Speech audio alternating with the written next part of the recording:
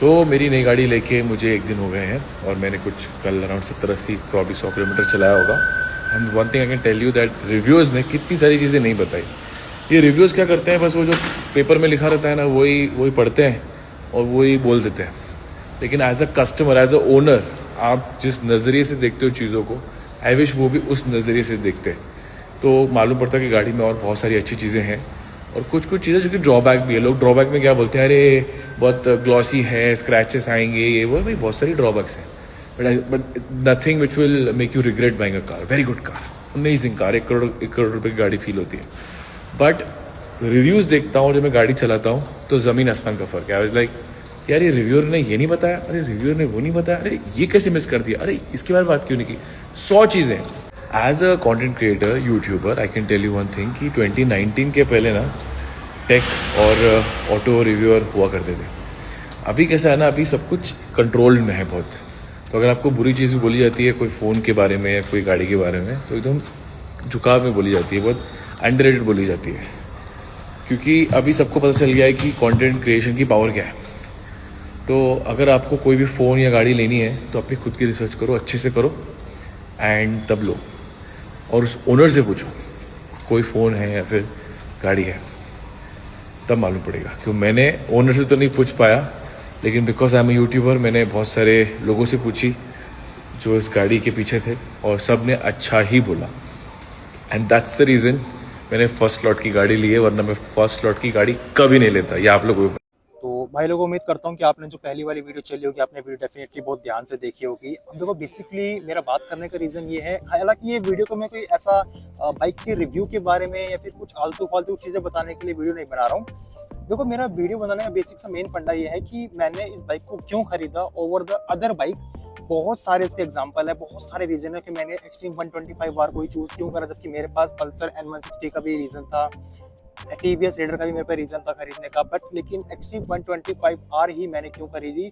अब देखो, most of the influencer जो है, मोस्ट ऑफ द रिव्यूअर जो है, जो बाइक के बारे में रिव्यू करते हैं, वो बाइक के सारे पॉजिटिव पॉइंट के बारे में ही बताते हैं कि इस बाइक के अंदर आपको ये अच्छा मिलेगा, बाइक के अंदर आपको वो अच्छा मिलेगा।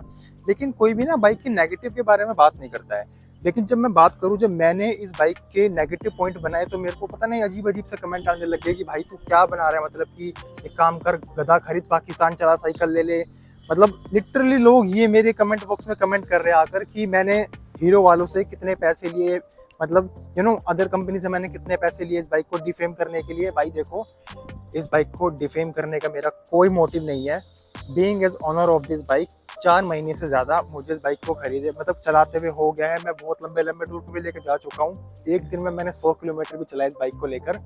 इस बाइक के अंदर क्या पॉजिटिव है, क्या नेगेटिव है, आपको दोनों ही वीडियो मेरे चैनल पर आपको देखने के लिए मिल जाएगी। तो वेट किस बात का कर रहे हैं, आप उन वीडियो पर टैप करके भी देख सकते हो।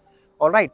अब देखो, इस बाइक को लेने के जो मेरे 3 सबसे बड़े रीजन थे ना, कि मैंने ही एक्सट्रीम 125R को ही क्यों खरीदा। ऑन द मतलब अदर हैंड मेरे बहुत सारी बाइक थी, मैंने बहुत सारी बाइक को मैंने टेस्ट ड्राइव भी ली, मैंने चलाकर भी देखी।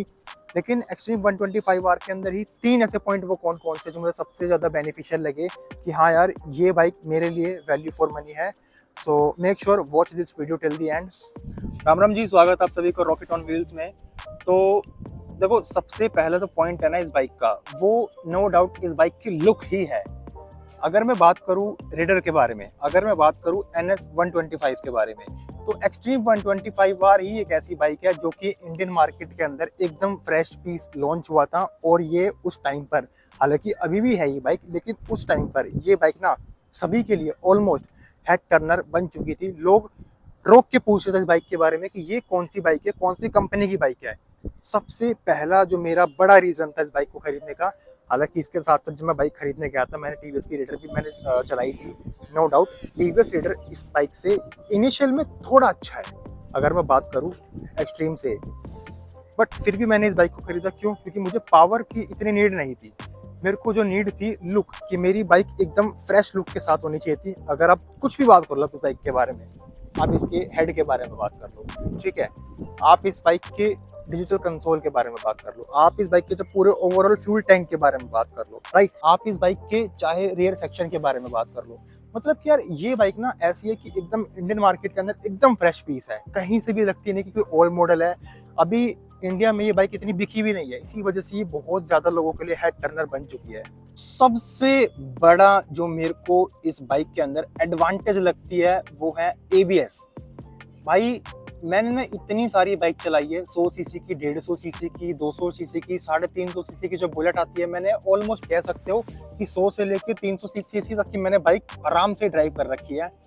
लेकिन जो मैंने सारी बाइक चलाई थी थोड़ी सी ओल्ड मॉडल थी। अब मेरे को उस टाइम स्टार्टिंग में मेरे को ड्रम एंड एबीएस के बारे में इतनी नॉलेज नहीं थी कि एबीएस कैसे काम करता है, ड्रम ब्रेक कैसे काम करता है। बट जिस टाइम के साथ साथ जब मेरे को नॉलेज लगी कि भाई एबीएस जो ब्रेक है ना यार, मतलब इस ब्रेक जो एबीएस है ये इतना ज्यादा इंपॉर्टेंट है ना, खासकर इंडिया जैसे देश के अंदर, जहां पर गली मोहल्ले के अंदर कोई कुत्ता गाय भैंस भी छोड़ो, वो तो फिर भी आज के टाइम में समझदार हो चुके हैं। इंसान इतने बेवकूफ हो चुके हैं आज के टाइम में, खासकर इंडिया के बारे में बात कर रहा हूँ। कोई भी कहीं से भी निकल आता है बिना हेलमेट के, रेड लाइट जंप कर रहे हैं लोग, कहीं से भी फुकरापंती कर रहे हैं, है ना। तो एबीएस मेरे लिए बहुत ज्यादा सेफ्टी वाला कंसर्न हो गया था जब मेरे को पता लगा कि एबीएस की वजह से आपकी बाइक स्लिप नहीं होती है। सबसे बड़ा मेन पॉइंट, स्लिप ना होने की वजह से जब मैंने इस बाइक को एक्चुअली में ड्राइव करा, टीवीएस रेडर के साथ में मैंने जब इस बाइक को कंपेयर करा, तो यार इस बाइक ने ना कसम से माशाल्लाह बड़ा मस्त जवाब दिया भाई इस बाइक ने यार। सही बताऊं तो मैं भाई, आप इस बाइक को अगर कंसीडर करोगे ना, आप ये मत देखना इस बाइक के अंदर पावर कम है, टॉर्क कम है, बीएचपी कम है, माइलेज कम मिल सकती है, प्लास्टिक की बॉडी थोड़ी सी वीक है, वो सब इग्नोर कर देना। लेकिन जब आपके पास अगर सेफ्टी नहीं है ना भाई, एबीएस में खासकर एबीएस के बारे में बात कर रहा हूँ, बाइक के अंदर आपकी सेफ्टी नहीं है, आप सच बता रहा हूँ, अपनी फैमिली में मॉम डैड कोई भी जो एल्डर पर्सन होगा उसको बिठाने से पहले 10 बार आप सोचोगे कि अगर इमरजेंसी ब्रेक आपने कहीं मार दी और कहीं पे खुदा ना खास्ता एक्सीडेंट हो जाए तो कितना बड़ा लॉस हो सकता है ना।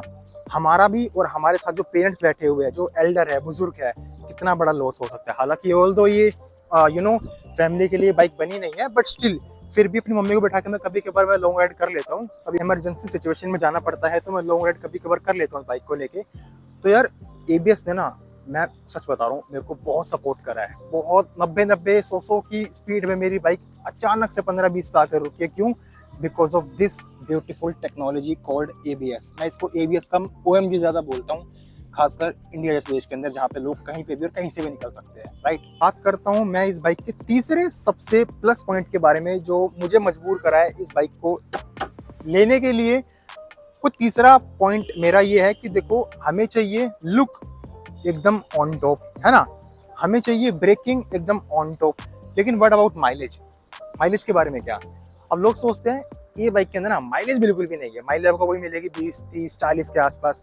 भाई मानो या ना मानो, मैंने ना इस बाइक के अंदर आराम से 55 का माइलेज निकाल रखा है, जबकि मैं इस बाइक को इतना रफली भी ड्राइव करता हूँ, इतना हार्श ड्राइव करता हूँ मैं इस बाइक को लेके, उसके बावजूद भी स्टिल मेरे को ना इतना प्यारा रिस्पॉन्स है ना, मतलब माइलेज के मामले में। तो अगर मैं इस बाइक को सच बता रहा हूँ, अगर मैं बहुत प्यार से चलाऊंगा ना इस बाइक को, कसम से ये बाइक स्प्लेंडर जैसी बाइक को भी बीट कर देगी, खासकर माइलेज के बारे में बात कर रहा हूँ मैं, ठीक है। तो भाई यही मेरे सबसे बड़े 3 मेन रीजन थे जिसकी वजह से मैंने इस बाइक को खरीदा। और अगर आप बाइक लेने के लिए प्लान कर रहे हो तो आपको सबसे पहली चीज 3 चीज देखनी चाहिए। पहला, क्या बाइक के अंदर माइलेज कितनी है? दूसरा, क्या आपकी बाइक के अंदर लुक कैसी है? तीसरा, जो सबसे बड़ा मेन रीजन आपका आता है, अगर आप कोई भी बाइक लेने के लिए जा रहे हो, मैं एक्सट्रीम के बारे में बात नहीं कर रहा हूँ, आप कोई भी बाइक देख लो, ये 3 पॉइंट ना हमेशा अपनी बाइक के अंदर लेते टाइम इंक्लूड करके रखना। तीसरा पॉइंट आपका ऑब्वियसली सेफ्टी। अगर ये 3 पॉइंट आपकी बाइक खरीदते टाइम आपके टारगेट को मैट कर रही है, मानो या ना मानो, वो बाइक आपके लिए परफेक्ट टू सूटेबल है, परफेक्ट टू बाय है। आप उस बाइक को आंख बंद करके खरीद सकते हो। हालांकि देखो, इस बाइक के अंदर ऑलरेडी मैं बहुत सारी वीडियो बना चुका हूँ, नेगेटिव पॉइंट को लेके, पॉजिटिव पॉइंट को भी लेके।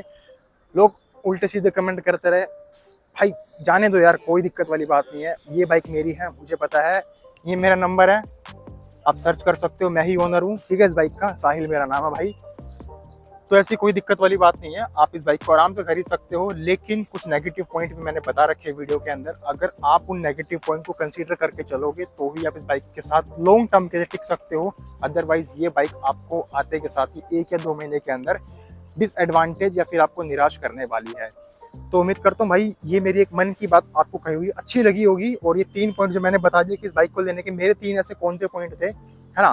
तो ठीक है, उम्मीद करता हूँ कि भाई आपको वीडियो पसंद आई होगी। अगर आपको वीडियो यहाँ तक अच्छी लगी हो ना भाई, तो एक काम कर देना, चैनल पे नहीं हो सबसे पहले सब्सक्राइब कर देना, वीडियो अच्छी लगी हो तो एक लाइक कर देना और कमेंट करके बताना कि नेक्स्ट वीडियो में कौन से टॉपिक पे लेकर आऊँ, ठीक है। बाकी मैं आपसे मिलता हूँ नई वीडियो के अंदर दोस्तों, जब तक के लिए जय हिंद।